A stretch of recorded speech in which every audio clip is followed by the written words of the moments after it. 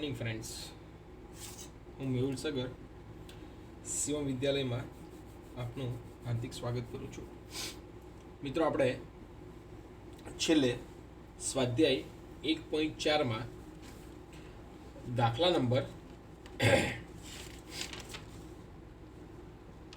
બીજો શીખ્યા હતા. પહેલો અને બીજા દાખલામાં જીવન નિર્વાહ ખર્ચના સૂચકાંકમાં કૌટુંબિક બજેટની રીત એટલે કે અંદાજપત્રની રીતનો ઉપયોગ આપણે કરેલો છે. હવે ફરી વખત આપણે જીવન નિર્વાહ ખર્ચનો સૂચકાંક જ શોધવાનો છે, પરંતુ અહીંયા આપણને જે માહિતી આપી છે એ માહિતીના આધારે જોઈએ કે કુલ ખર્ચ કે કૌટુંબિક બજેટ અંદાજપત્રની રીત. મિત્રો, આપણે દાખલો જોઈએ. રકમ પહેલાં વાંચીએ તો નીચેની માહિતી પરથી કુલ ખર્ચની રીતે, અહીંયા રકમમાં આપણને મેન્શન કરેલું છે કુલ ખર્ચની રીત. હવે કુલ ખર્ચની રીત આપણને કીધેલી છે ત્યારે આપણે જોવું પડે. આપણી પાસે બે સૂત્ર છે. જો ચાલુ વર્ષનો જથ્થો આપેલો ન હોય તો લાસ્પેરની પદ્ધતિ એટલે કે sigma P1 Q0 upon sigma P0 Q0 into 100. અને જો આધાર વર્ષનો જથ્થો આપેલો ન હોય તો પાસેનું સૂત્ર એટલે કે sigma P1 Q1 upon sigma P0 Q1.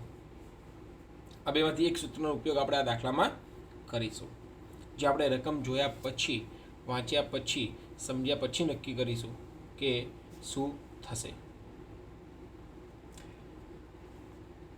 કુલ ખર્ચની રીતે વર્ષ 2015 માટે જીવન નિર્વાહ ખર્ચનો સૂચકાંક ગણો.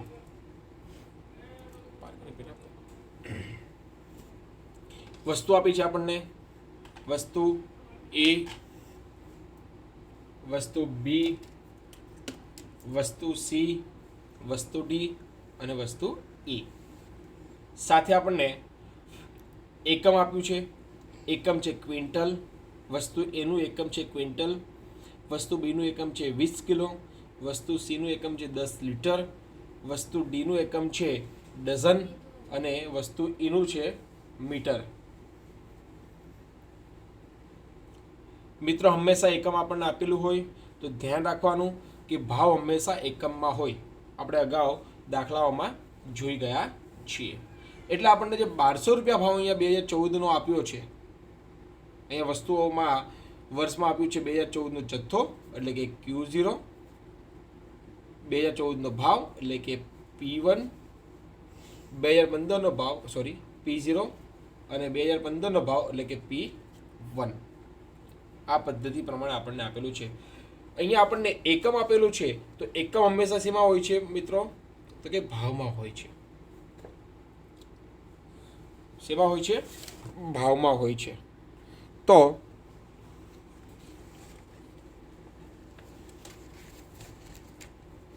1200 રૂપિયા ભાવ કેટલા ક્વિન્ટલનો છે? તો કે 1 ક્વિન્ટલનો. 1700 ભાવ તો કેટલા ક્વિન્ટલનો છે? તો કે 1 ક્વિન્ટલનો. 340 રૂપિયા ભાવ કેટલા કિલોનો? 20 કિલોનો.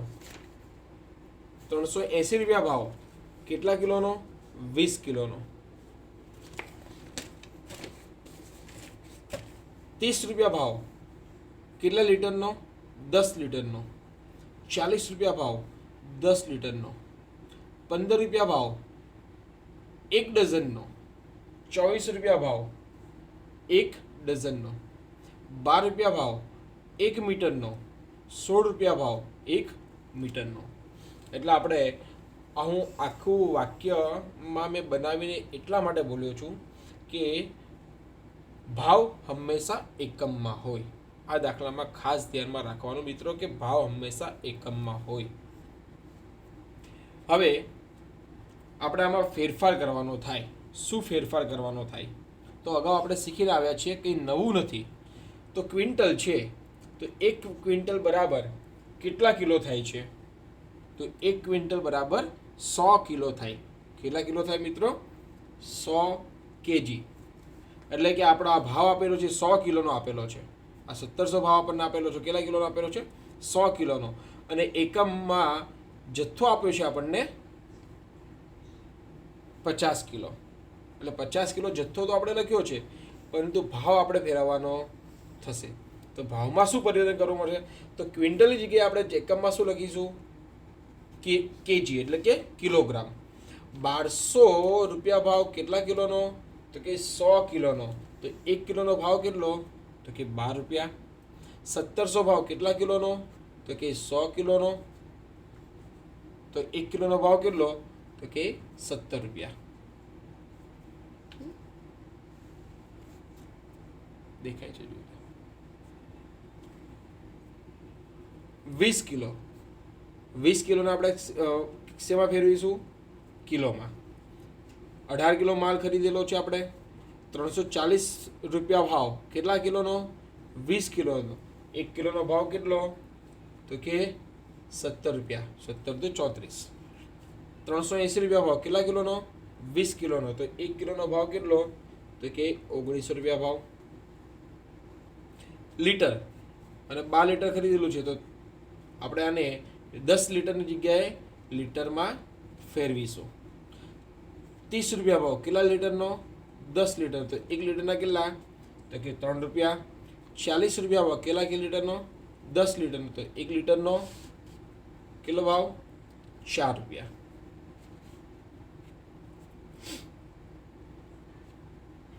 પછી ડઝન. ડઝનને આપણે નંગમાં ફેરવીશું. તો 20 નંગ ખરીદેલા છે આપણે. 15 રૂપિયા ભાવ કેટલા નંગનો? 12 નંગનો. એક ડઝનમાં કેટલા નંગ આવે? 12 નંગ. તો એક નંગનો ભાવ કેટલો? 1.25. 24 રૂપિયા ભાવ કેટલા નંગનો? 12 નંગનો. તો એક નંગનો ભાવ કેટલો? તો કે 2 રૂપિયા. એવી રીતે છેલ્લું મીટરમાં જ આપણને આપેલું છે, તો એને મીટરમાં જ રાખીશું આપણે. એમાં કોઈ ફેરફાર પરિવર્તન થશે નહીં. મિત્રો, અહીંયા આપણને કુલ ખર્ચની રીત કીધી છે. હવે આપણને આપેલું શું નથી? તો કે ચાલુ વર્ષનો જથ્થો આપેલો નથી. અને ચાલુ વર્ષનો જથ્થો આપેલો નહીં તો આપણે કઈ પદ્ધતિનો ઉપયોગ કરીશું? IL એટલે કે લાસ્ટ પેનનો સૂચકાંક. હવે આપણને આખું કોષ્ટક તૈયાર મળે છે, તો આપણે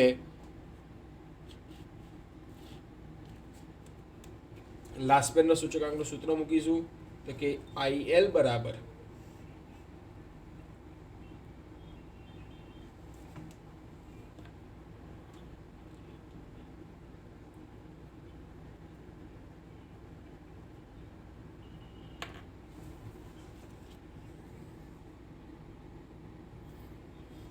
IL બરાબર sigma P1 Q0 upon sigma P0 Q0 બરાબર ઇન્ટુ 100. આ સૂત્રની મદદથી આપણે આ કોષ્ટક બનાવીશું. તો P1 Q0 એટલે કે 17 ઇન્ટુ 50. તો 17 ઇન્ટુ 50 કેટલા થશે? તો કે 850. 19 ઇન્ટુ 18 એટલે કે 342. 4 ઇન્ટુ 12 એટલે કે 48. 2 ઇન્ટુ 20 એટલે કે 40. અને 16 ઇન્ટુ 14 એટલે કે 224. એટલે કે ટોટલ થશે 1504, જેને કહીશું સિગ્મા P1 Q0.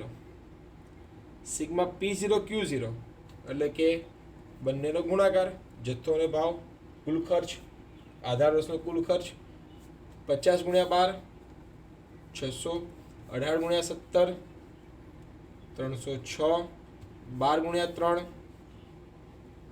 36, 20 ગુણ્યા 12 1.25 25 અને 14 ગુણ્યા 12 એટલે કે 168. P0 Q0 બરાબર 1135. હવે આપણને જે રકમ મળી છે તેને આપણે સૂત્રમાં મૂકી દઈએ તો 1504/1135 ગુણ્યા 100 એટલે કે 132.51. આપણે શું થઈ જશે?